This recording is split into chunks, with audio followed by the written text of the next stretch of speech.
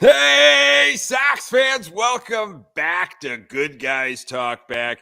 Hey, I'm Nick Murawski. This is episode 246. We are a fan-centric Chicago White Sox podcast going all off season long, trying to do this live on Sunday night on our YouTube channel. Subscribe, pass it along to other Sox fans in your life. Audio available everywhere. Got a couple things to talk about here as we're inching into mid-November. With me, as always, diehard Sox fan Pat Hester. Hello, sir. Nick, a little bird tells me that there's going to be an opening in the play-by-play booth on TV. So, for those that don't remember, Nick famously did play-by-play for the White Sox on long ago. You could hit the SAP button. And there was a Nick Murawski doing play-by-play. So this is your chance to get in front of the masses and putting together your pitch to be the next play-by-play man for the Chicago White Sox. Nick Murawski, I give you the floor. Do you think my opinions, my raw opinions on the White Sox and the front office and management, that would be a good thing? That would fly? You think They it would be may frown acceptable? upon that. Would you find that funny? Yeah. Well, I mean, can you do a fun game like who's what's your favorite hot dog in the stadium once in a while? Can we maybe Sox division? We're gonna maybe take to some long division, Sox long division. Let's do that. Sox long division. Mm-hmm. We'll talk about that. I think we'll get to that probably first in this episode. And I think we close this episode by your home run call. Not now, but just we're going to tease it right now. Nick's home run call was one of the best home run calls of all time that, probably didn't get its due. And maybe it's really going to be brought back. I thought it was going to catch on a little bit more. If people didn't understand what the SAP button was on their remotes back in the day. Now they do. Yeah. And you may have that opportunity to call that home run, in front of hundreds of people that are going to be tuning into White Sox baseball this year. Yeah, that was 2004. Wow. Where they had that. Wow. It was Fox Sportsnet right before they went to Comcast. And I had that opportunity to do, 10 to 15 games. Was it 20 games? I don't think it was that many. That's a long time ago. Now you were color though, right? Or were you play-by-play? I was color. Okay. Eric Collins was play-by-play. Pat Reedy, Pat Reedy, good friend Pat Reedy. Pat. Yeah, the opposite of me. He was good looking. Yep, he was a very good looking, handsome man. Is it wrong? He was doing color as well. So this was this was Guillen's first year. So the summer of 2004. Wow. Yeah. Can we get tapes of that anywhere? I have them. I have VHSs. Yeah. I've got VHSs. So one day, yeah. If we can digitize those and maybe we sell those and give them proceeds to charity. Speaking of selling things, Pat. That's a good segue. It is an excellent segue. I've never considered us merchandise peddlers. I don't think we are merchandise peddlers until tonight. We've got exactly. We've got merchandise. Mm-hmm. We had it a couple of years ago. We did a trivia night.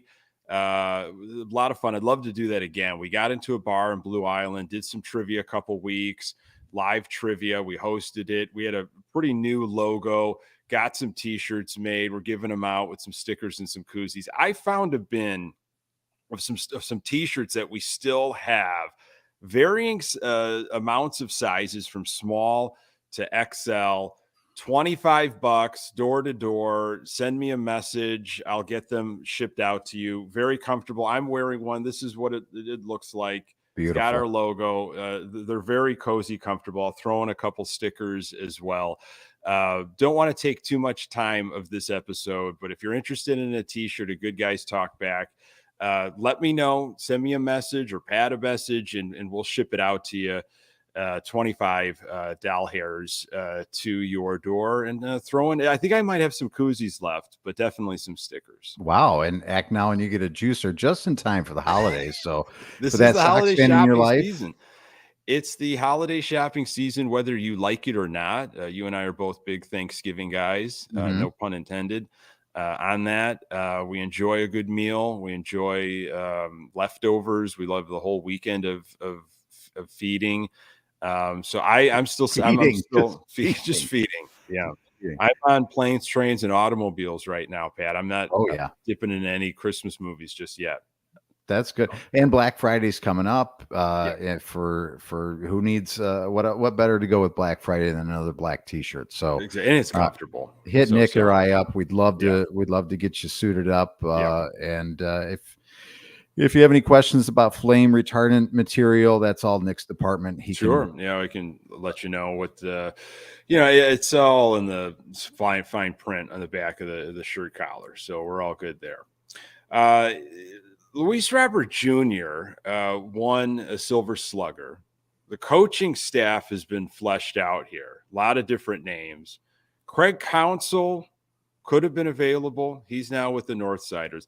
But I think the big ticket item here, Pat, is Benetti off to the Tigers. That caught everybody, I think, off guard. I guess if you were in the know, you might have known for a while. We are not that piped in. We weren't in the know. But I got a lot of different feelings and thoughts and opinions on it. And boy, I shared some stuff on Twitter X, and there's a lot of folks out there that, they've got passionate thoughts all different ways on Jason Benetti. Give it to me, Pat. What were your thoughts? I mean, because there's certain avenues here that maybe I'll lay out the avenues, but what was just your initial feelings when you heard this news?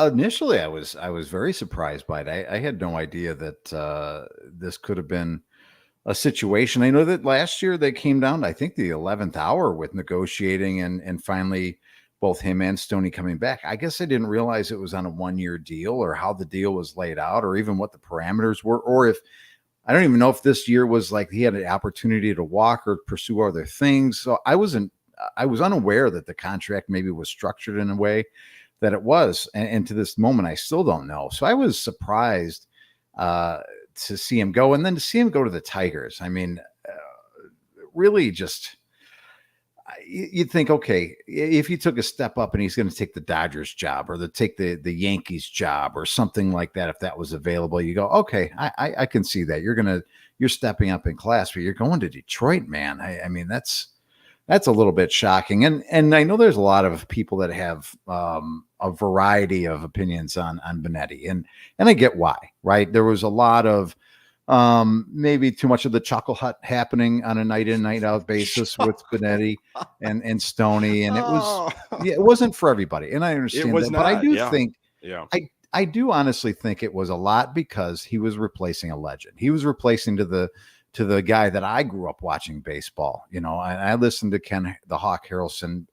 I don't know how many games I listened to Hawk, and Hawk wasn't for everybody either, especially towards the end when it was not so great. And that happens when you're on in years and you're getting a little bit ornery, and maybe you're not able to keep up, and your vision certainly isn't there anymore. You can't really call a game as precisely as you used to, but you're replacing a guy that people loved. You're replacing the guy that had a catchphrase for everything and a nickname for everybody. And he was the biggest White Sox cheerleader and homer that you could imagine. Replacing him with, hey, a hometown guy that was a White Sox fan, grew up a White Sox fan, but a very polished and professional broadcaster that had interest in doing other things, football, basketball, he's done a lot of big games and all over college football this past weekend. So, you weren't getting that guy that's just the White Sox guy, that's just the homer. You had a very polished professional broadcaster that at the same time brought a lot of fun and humor and different things to the broadcast that, again, wasn't for everybody. But I personally grew to really enjoy Jason Benetti. Now, I'm not going to say that I love him. It's not going to say that I'll never be able to watch another game without him in the booth.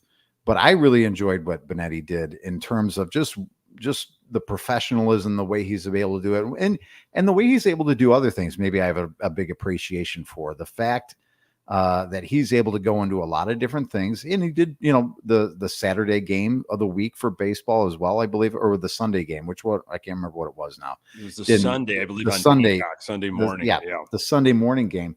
So you think about all the stuff that goes into it, not just knowing the players on the White Sox, but the players on every different team around the league, all the minor league stuff that he's done in the past, and then being able to prepare and get ready for games, college games, and all that preparation that goes into the study. I got to tip my cap to a Jason Benetti and how he did his craft and how he did it. So for me, he'll be missed, but it's not like I'm devastated. Does that make sense? Yeah. I'm not devastated. I think you went on and you just explained why he is so highly regarded as a broadcaster. He's a hell of a talent to be able to do all that kind of stuff and without missing a beat. And bring it with the same energy and all that. I could see the Sox organization's perspective of, well, do you want to be the voice of the White Sox or do you want to do all these other things? And if he said, look, I want to be the voice of the White Sox, this is my absolute dream, but I also have some other dreams, like play ball with me here, come on, like, can we find like a common ground here where I can be the voice of the White Sox this amount of games and then let me go do all of these other things that I want to do? Because I don't think we're ever going to get to a point. I don't know. Maybe I shouldn't say that everything's cyclical, but I don't know if we're ever going to get to a point where it's like you've got a voice, a legend, someone's with one team for 20, 25 years. There's too many other temptations. When you're really good at what you do, you are going to be pulled in different avenues by all of the other media markets, and money's going to be thrown your way. And if you're a professional broadcaster, you're going to want to take advantage of it. Yeah. Especially when you're young and he can. So, okay. I didn't care for what's, in the bucket. Is it raining? All the little, kind of stuff. For me personally, that wasn't my thing. I wanted, very difficult to come in and take the seat of Hawk. We grew up with Hawk. I wanted somebody I loved that he was a homer, and everybody used to criticize Hawk for being a homer. Yeah, I want that. Yeah. I want a guy that's living and dying. I mean, be in with every single pitch, being crushed, when the game is blown. Maybe it doesn't make for great broadcasting, but you felt it. You feel connected. Did Hawk bring the best out of Stone? Absolutely not. Okay. Hawk was like, hey, this is my town. This is you stay in the corner there. And I think he did not use Stone the right way. Benetti has used Stone the right way, whether they truly in life like each other. I've heard so many different stories over the last several days. It looked like they worked together well. Mm-hmm. Like something that Benetti did kind of lit a fire in Stone, and Stone seemed to get a little bit more excited. And boy, was he such a resource and still is with pitchers. And I love hearing that. And Benetti knew how to go to that. But I didn't like some of the jokey stuff, when there's some serious problems going on with the Sox team. I felt like it deserved some heavier moments. However, I know people that they like that. They like the lightheartedness because baseball doesn't need to be that serious. And this team is absolutely awful. So I want something fun, to watch. So I get all that stuff.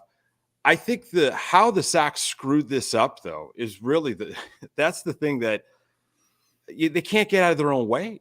Yeah. This organization just can't get out of its own way. You've got right now one of the best guys to do it in Benetti, and he's your voice, he's your call. And I don't know all the details.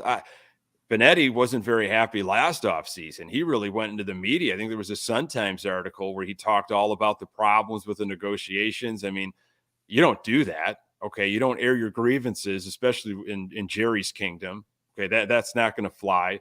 So here you go. Here are the avenues, Pat. Benetti just wanted far more money. Okay. I've heard that. Benetti wanted to do other projects, getting away from the hometown booth. Jerry didn't find Benetti funny. I'm sure you've heard this one before. And Jerry just didn't care for the broadcast. Have you gone down any one of those rabbit holes and put any worth into anything? Or No, and none of it surprises me. But from Benetti's standpoint, he's holding all the negotiating card, all the power negotiation, if you will, because he's got other things that he can lean on. If you don't want me here, this is my price. You don't want me here, I've got other areas I can go. And obviously he picked up right away with going to Detroit. So he had another full-time gig. He knew he could get anywhere. So that's one thing. Or two, you just increase the amount of national stuff that you make yourself available for. So I don't, whether Jerry likes it or didn't like it or didn't find him amusing, that is what it is. But good for Benetti for not playing Jerry's game. Yeah. Listen, you can say the way you want to handle this game and negotiation. Listen, I have all the power in the negotiation. If you want me here, you want me here, and this is the price, and this is how you play, and you can get your seat at the table with me if you'd like. If not, I've got several other options in which I can go, and I can pick up a job tomorrow with all my connections with, the NBA, NCAA football, professional football. I think he's done professional games as well, if memory serves. Do you think he did himself wrong by not going like open market?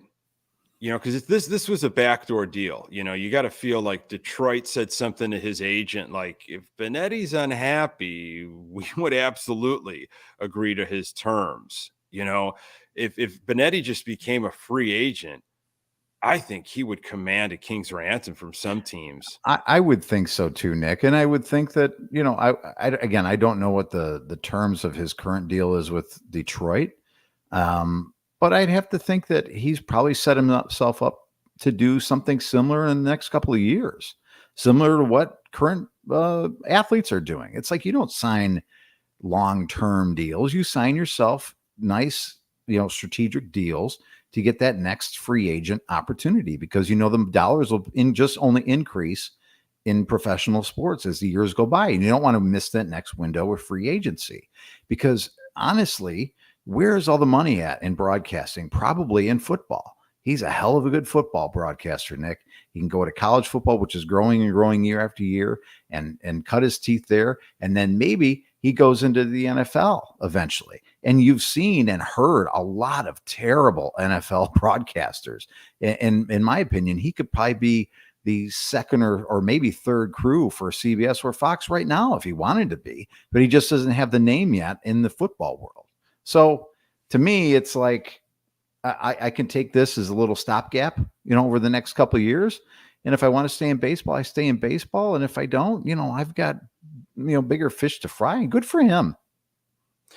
You are, you've got a broadcasting degree, Pat. You've got chops. It's hard to, but you and I, we went to school for this kind of stuff, and we took a lot of other paths, before we got into podcasting.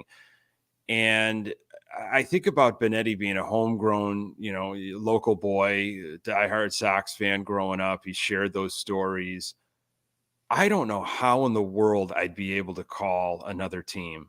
I don't know how I'd be able to get passionate about whether it's a local team in the division or some other team, National League or whatever. I just, there's no way.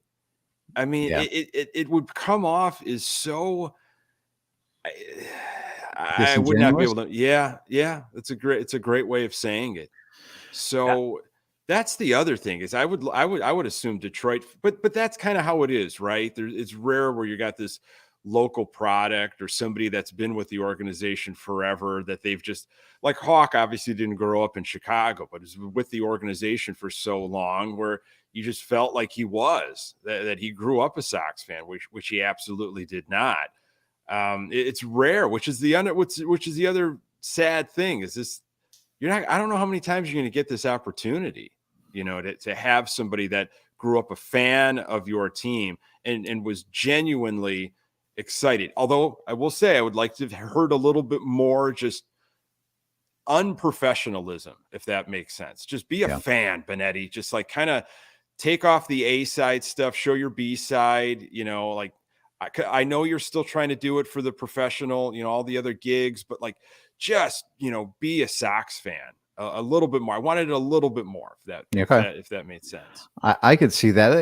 It would be interesting. You put yourself as a Detroit Tigers fan right now. You've got the guy that's been calling Sox baseball, and now he's coming to call your games. How do you feel as a fan listening to him? It's like, you talk about disingenuous. It's like, Well, what what are we about getting Stone? I mean, what about with That's true. Steve Stone and Len Casper and, Right? Harry Carey years ago, a little bit before our time, but I heard the stories from my parents, as I'm sure you have, of, Harry, being the voice of the White Sox Mm-hmm. and that jump and how kind of weird that was. And Stone coming over, and of course, Casper. It's still weird hearing Yeah. Len Casper call Sox games on the radio. Yeah. And for him to get excited when the Sox do something, I'm like, I don't know if I believe you.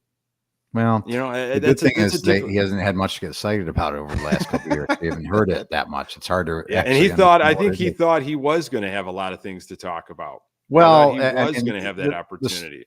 the story goes he wanted to stay in Chicago. He looked at the White Sox as an up and coming team, and he wanted to call a World Series game because, on TV locally, you're off for the playoffs, right? It's going to the national guys. So the only way you're calling a World Series is on the radio, which is why the White Sox job, when it came open for Len Casper, was an attractive job, because at the time, your window, as we thought it was for all of us, was open, and that never really opened all the way. So anyway, it's just interesting to see how this will all unfold. It'll be interesting to see, as how, some guys that have had an opportunity in the booth, on the TV side, when Jason was out, whether it's a Connor McKnight or others, who's going to take that spot, and what that means for other broadcast booths and other opportunities. So we'll see. What unfolds. And for us, you and I mean, this is interesting because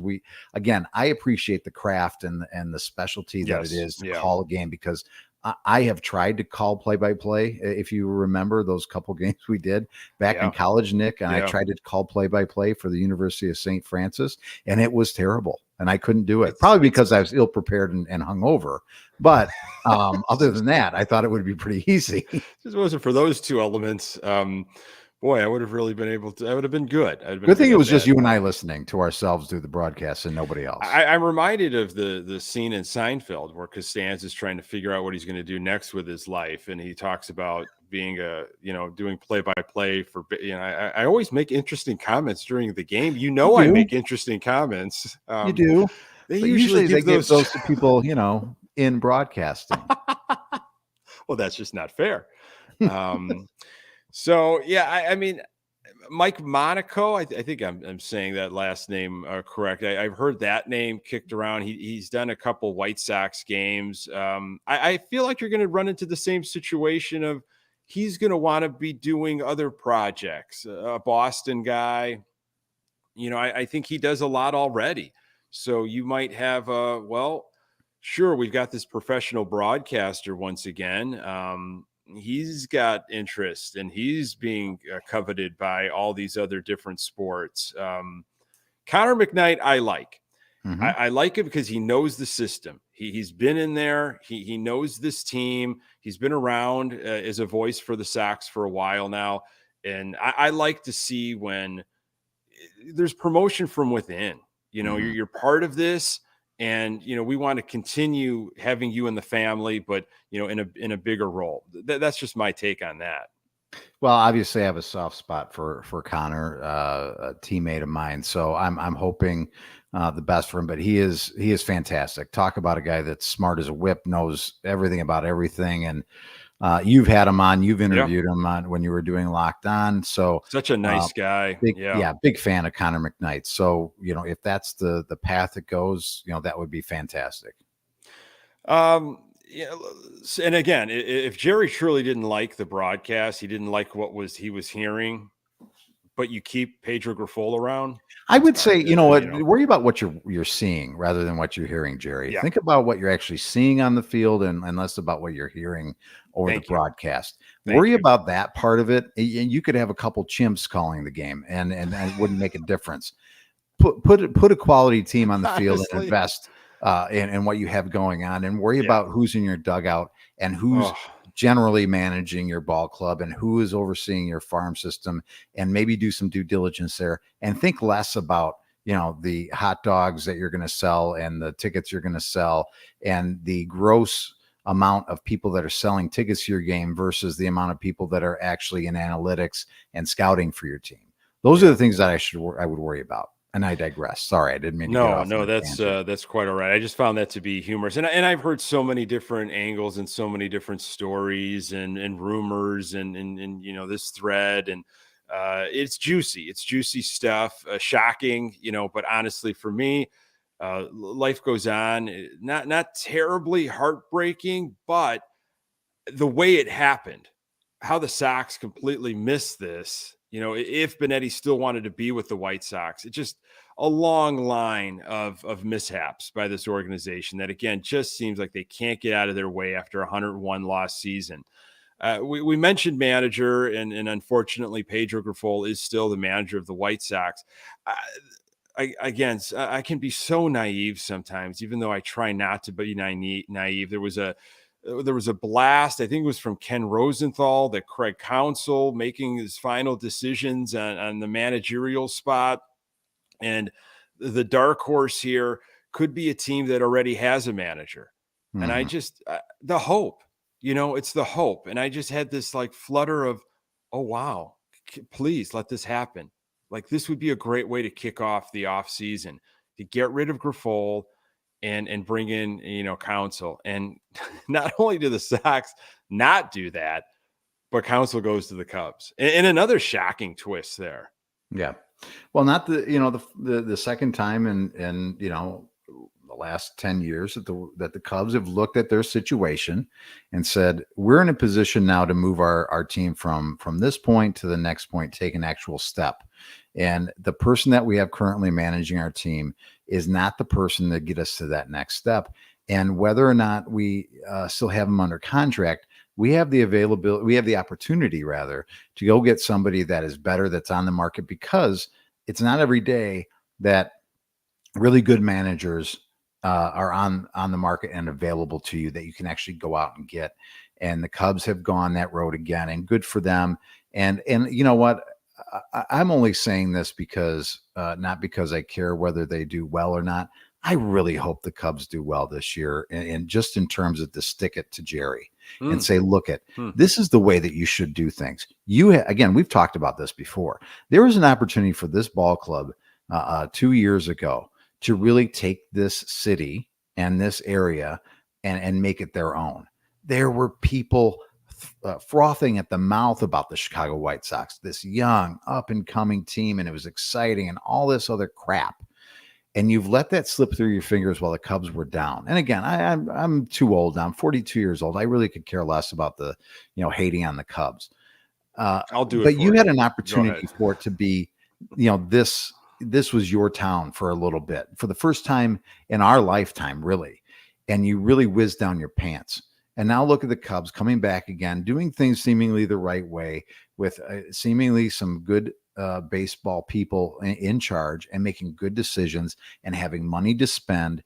And now they're going after it. And there's rumors about them with a lot of people, with Ohtani, whether that happens or not. But there's excitement on that side of town. And you look on the other side of town, and it's a complete opposite. So I really hope that the Cubs do really well to just stick it to Jerry and say, you know what? If you had any stones, if you knew what the hell you were doing, you would operate like that team over there. You don't have to look far. Operate like them. That's what you should probably be thinking about doing. I thought that was going to happen after the Cubs won the World Series in 2016. I thought, okay, I like this direction. Let's tear it down to the studs. Let's not do these little patchwork things and try to catch lightning in a bottle. And no, let's really do it right, so we could have some sustainability, not just a one-off, or no, let's build something. And I thought, well, the Cubs winning would probably really piss Jerry off. He'd want to get at least a share of the mantle of Chicago, and then some. Do this the right way. Have money ready to go to put a couple capstone pieces on this rebuild. Again, I was hopeful. I was naive, foolish, hopeful, whatever you want to say. I've learned my lessons. Boy, have I learned my lessons following this team as closely as I have, and even so, just intensely close through lockdown and good guys talk back and just monitoring everything. Hey, Jerry doesn't care.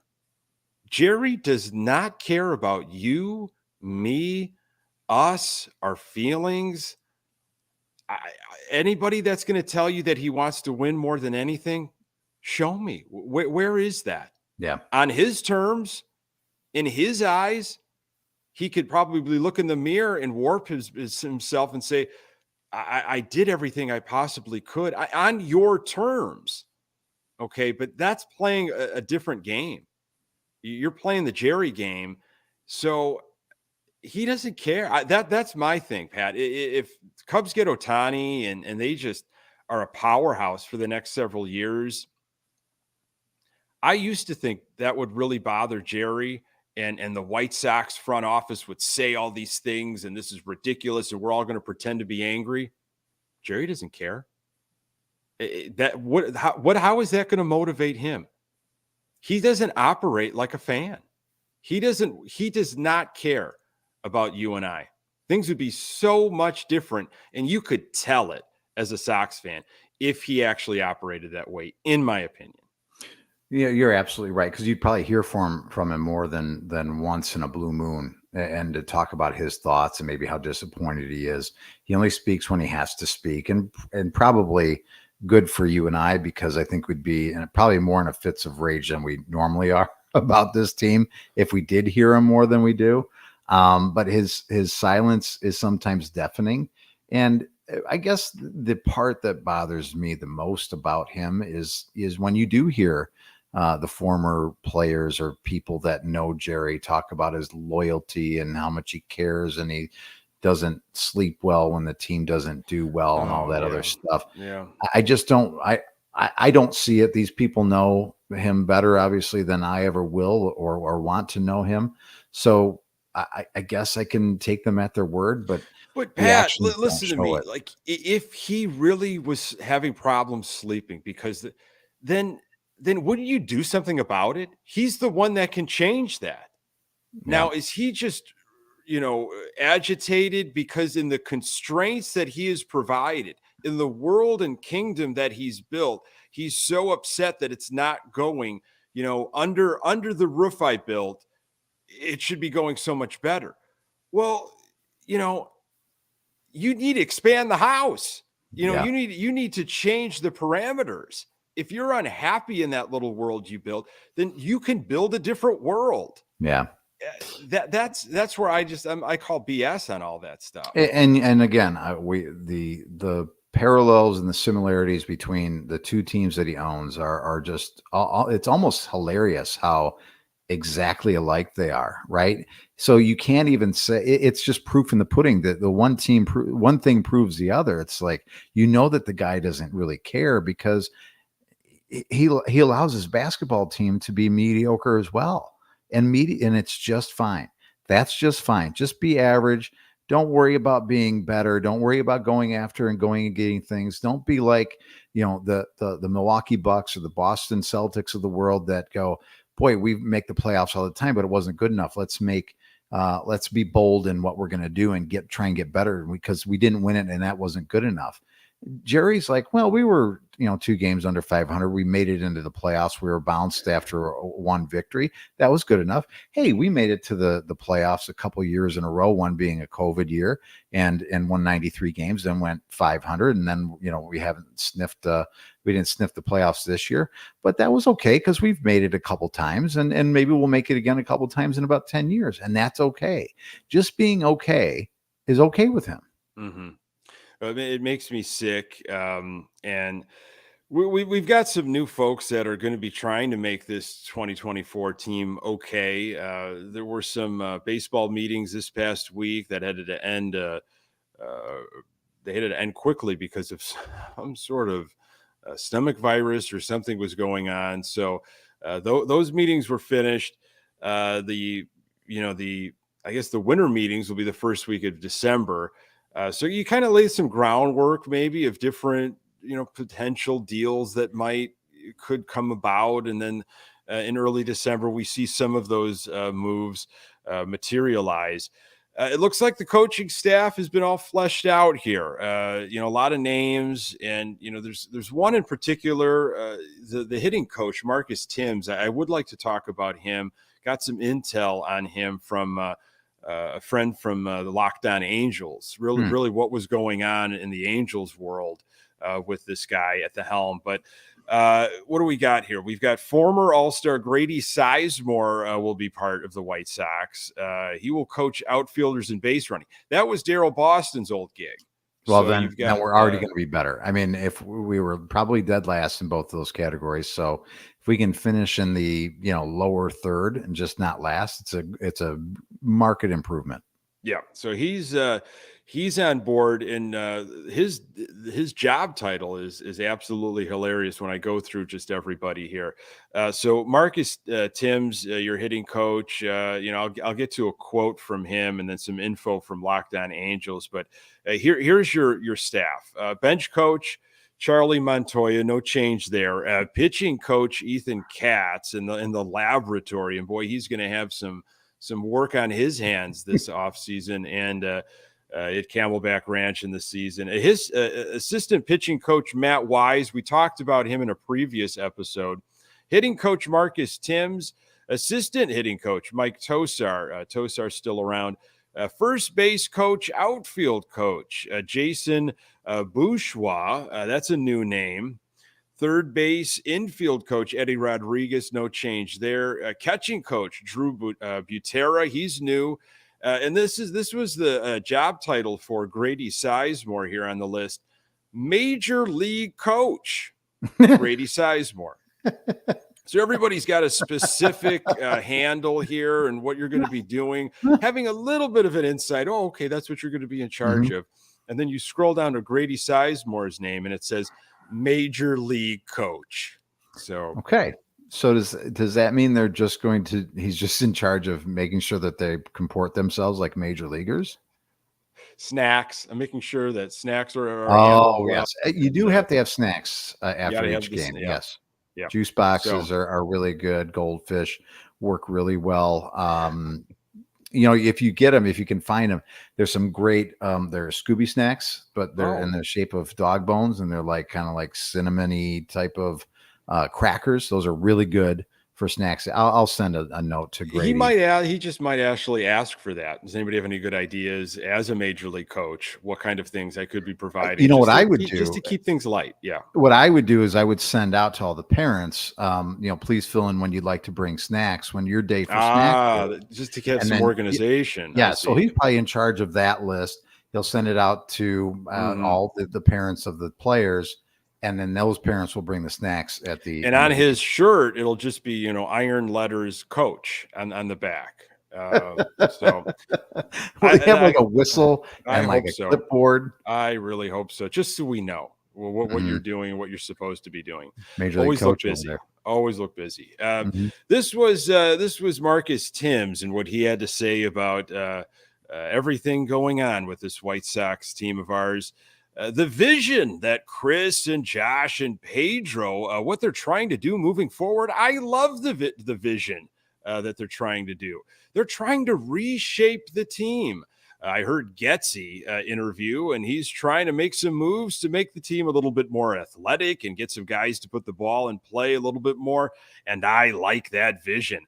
I think the game has come to a point where situational hitting, remember that, situational hitting has been a lost art until the postseason. And then you see teams trying to bunt and hit and run and stuff like that during the postseason.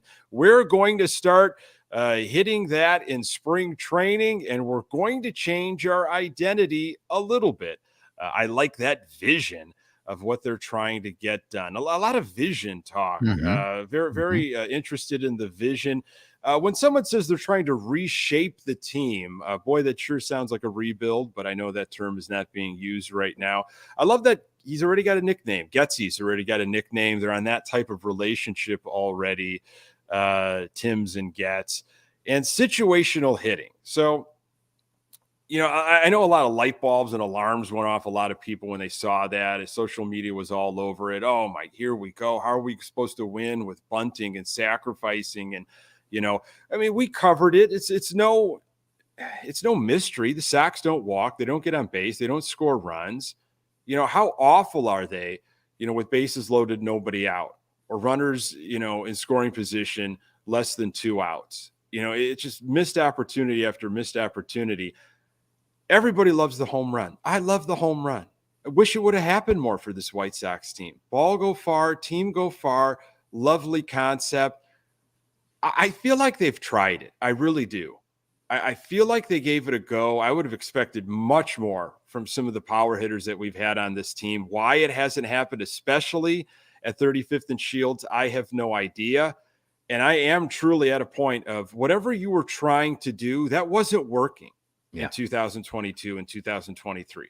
So if this is a type of team that you're going to put together, then you absolutely better go out and go full bore.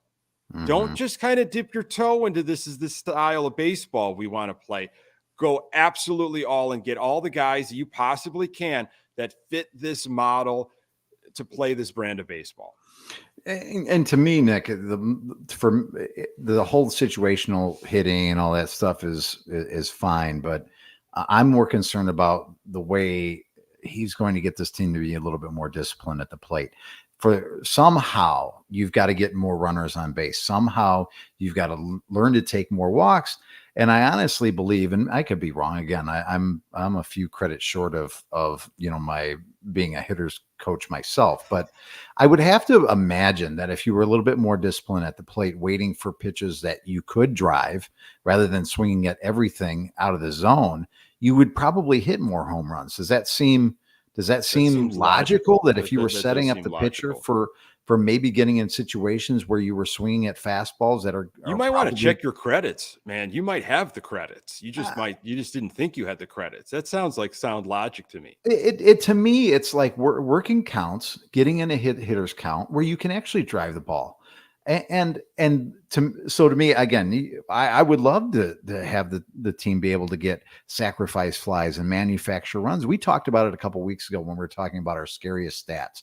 And one of the scariest stats that I had was the runs scored per game. And I think it was 3 point something. And the Rangers in comparison were 5 point something, which when you look at those numbers, it's like, oh, that's not that big a difference. But when you look at run differential, when this team was, I think, minus 100 and something, and the Rangers were plus 200.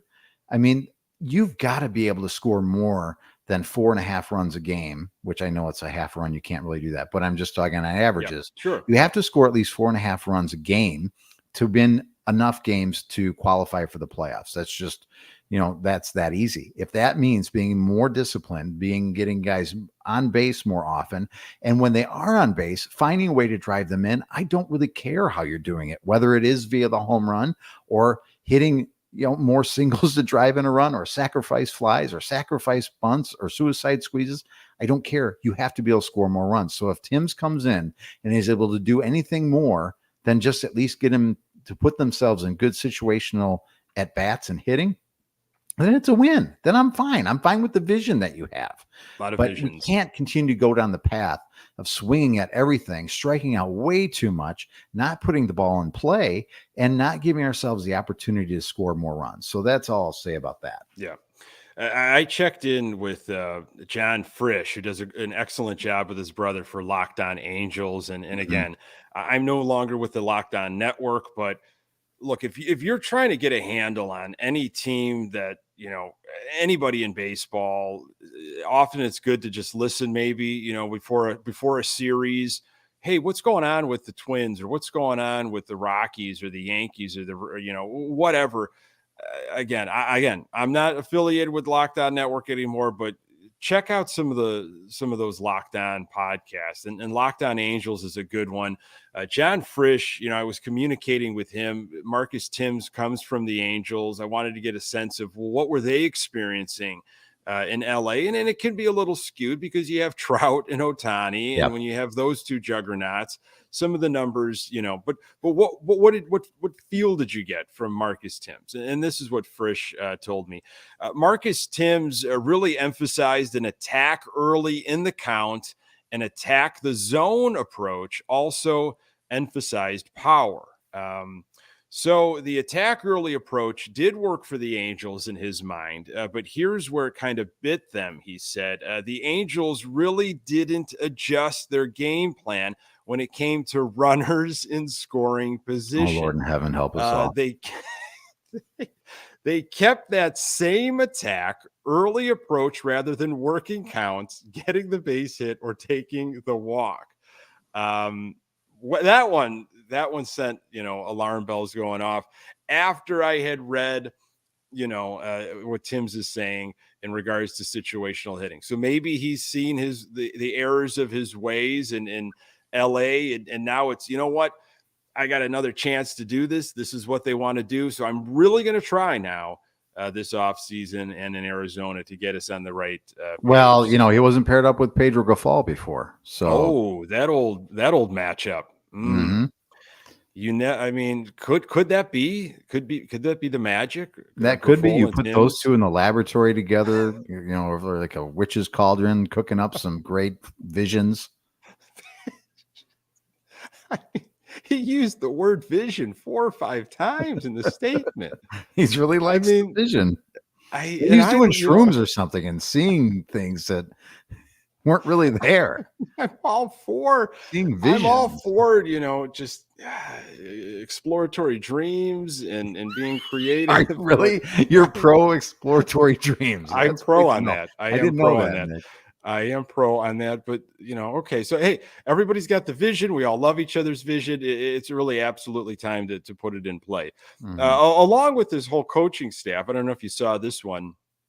Getz said that Tony La Russa is in an advisory position. And this is what Getz had to say about that. That type of experience is invaluable, not only in the team building aspect with so many little pieces that go into a major league club.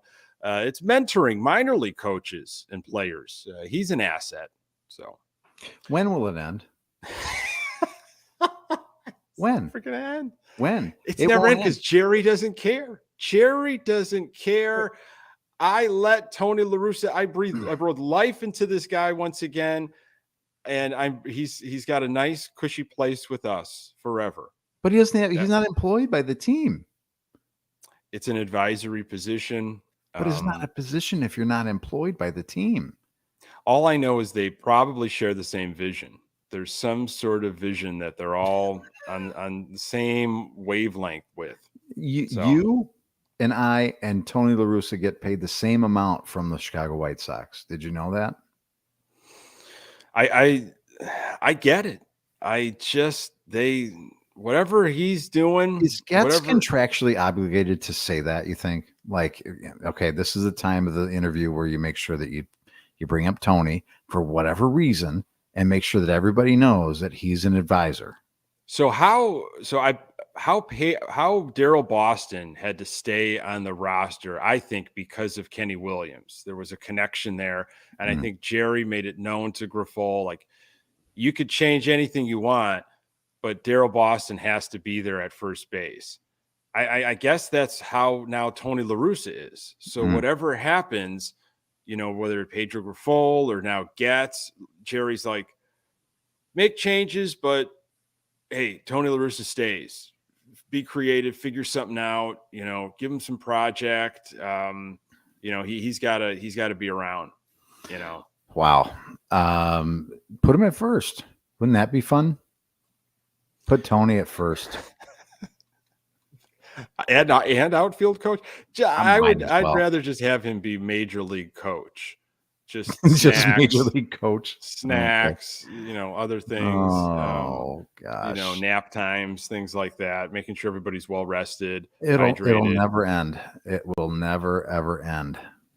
So Getz had this one too, which is I think going to get a lot of attention this season. I don't like our team, Getz said at the general manager's meeting. When I say I don't like our team, we've got pieces that are talented and attractive and can be part of a winning club, but obviously we haven't gone out there and performed.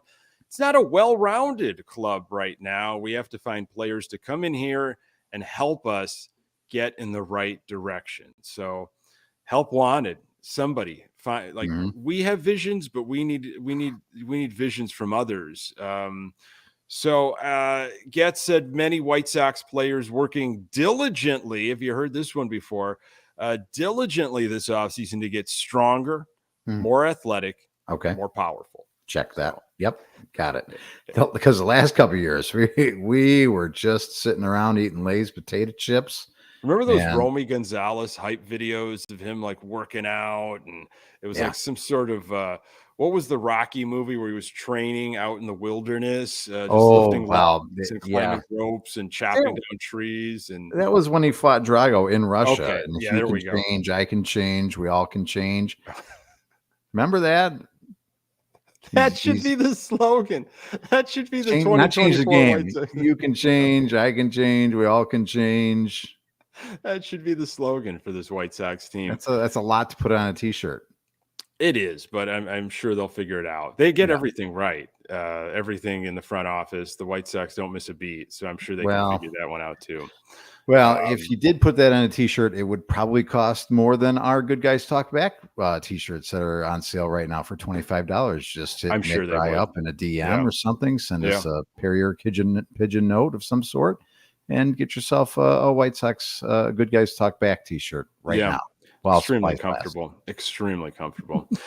So, Getz has got a lot of stuff to do. He's got a lot of stuff on his mind. I don't think this was a particularly good week for the White Sox. Again, let me know when there is a particularly good week for the White Sox. That would be breaking news. Newsflash: White Sox don't have a very good week. I just, again, I don't want to dump too much on Getz. He shouldn't have to pay for Han's sins. Someone gave him a job without really interviewing for the job. Was he going to deny the job?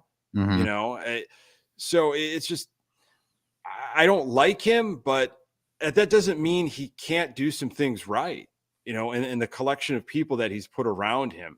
Some of the things that they're saying, the coaches, it's the same old stuff. I've heard this stuff before. I've heard how people work out in the offseason and try to get stronger and more athletic. I've heard this from Pedro and others in the offseason. Show me now.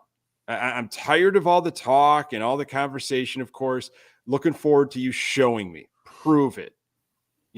Make some moves, flesh out the team when the time is right, and then show me. Because it's all lip service.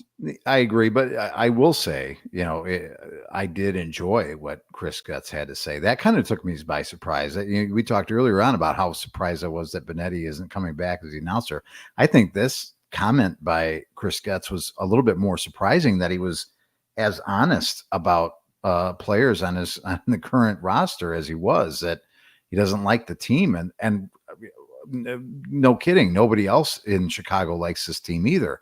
So I'm glad that he didn't come out with lawyer speak like Han used to, and back of the baseball card, and we feel really good about this guy, and this person is going to do this next year. And I enjoyed that. Now, whether that equates to him being a good general manager, I don't know yet, and we'll see what he does this offseason. And I don't know if you can really judge him too much after this offseason either, because I think you and I both believe it's a rebuilding year anyway. So you're not going to really be able to tell what kind of general manager Chris Getz is, I don't think, after this year. I just don't. So, but I guess what his comments were a breath of fresh air.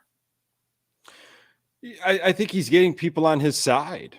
Yeah. That's a great move strategically, to come out and call out the team that you're the general manager of. I think he won some fans.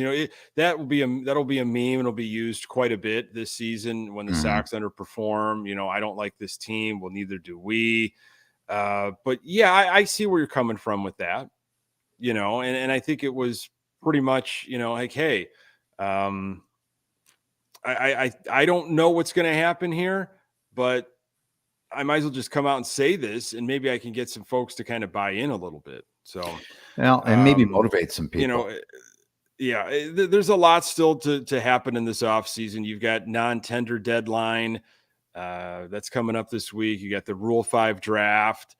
You've got winter meetings in early December. That's when we'll kick off season 6 of Good Guys Talk Back. This was born way back in 2018 of the winter meetings. So we'll be live from the winter meetings after you get our credential. Oh, and Nick, we just lost Nick.